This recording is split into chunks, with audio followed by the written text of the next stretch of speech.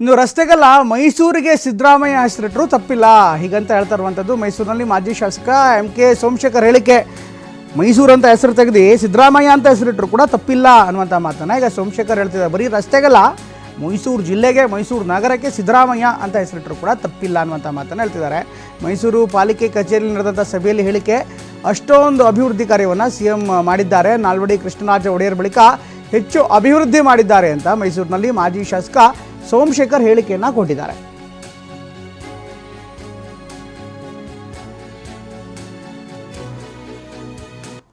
ಸಿದ್ದರಾಮಯ್ಯ ಅನ್ನೋ ಒಂದೇ ಕಾರಣಕ್ಕೆ ಅದಕ್ಕೆ ಪ್ರಚಾರ ಕೊಟ್ಟು ಬಂದ್ರೆ ಬೇರೆ ಯಾವ ರೀತಿಯಲ್ಲೂ ಇದಾಗಿಲ್ಲ.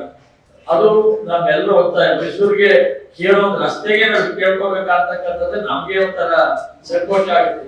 ಆ ಕೆಲಸ ಮಾಡಿದವ್ರಿಗೆ ಅದ್ಯಾವ್ದು ಬಂದ್ ರಸ್ತೆಗೆ ಹೆಸರಕ್ಕೆ ಇಡೀ ಮೈಸೂರಿಗೆ ಅವ್ರ ಹೆಸರಿಟ್ರೆ ತಪ್ಪಾಗಲ್ಲ.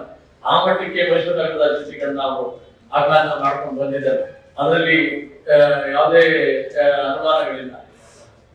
ಇಂಥ ಕೆಲಸ ಮಾಡಿದವ್ರನ್ನ ಸಾಕಷ್ಟು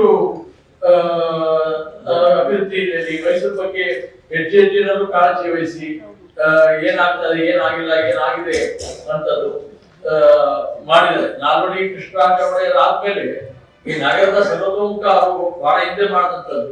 ಅದಾದ್ಮೇಲೆ ಈ ನಗರ ಬಹಳಷ್ಟು ಬೆಳೆದಿದೆ. ನಾಲ್ವಡಿ ಕೃಷ್ಣರಾಜ ಒಡೆಯರ್ ಕಾಲಕ್ಕೂ ಈ ಕಾಲಕ್ಕೂ ನಗರ ಬಹಳಷ್ಟು ಬೆಳೆದಿದೆ, ನತ್ಕೊಂಡು ಬೆಳೆದಿದೆ. ಎಳೆಯೊಳಗೆ ಬಿಡಿಸಿ ಲಕ್ಷ್ಮಣರಾವ್ ಹೇಳಿದರೆ ನಾನು ಕೂಡ ಹೇಳ್ತಾ ಇದ್ದೀನಿ, ಅವರ ಬಿಟ್ಟಂತ ವಿಚಾರಗಳಿಗೆ ಪ್ರತಿ ಬಡಾವಣೆ, ಪ್ರತಿ ರಸ್ತೆ, ಪ್ರತಿ ಕೆಲಸಗಳಾಗಬೇಕಾದ್ರೂ ಕೂಡ ಸಿದ್ದರಾಮಯ್ಯನವರು ಆ ಕಡೆ ಗಮನ ಕೊಟ್ಟು ಮಾಡಿಸಿದಂತ ಕೆಲಸಗಳು ಅದು ಸರ್ವತೋಮುಖ ಅಭಿವೃದ್ಧಿಗಳಾಗಿದ್ದಾರೆ. ಹಾಗಾಗಿ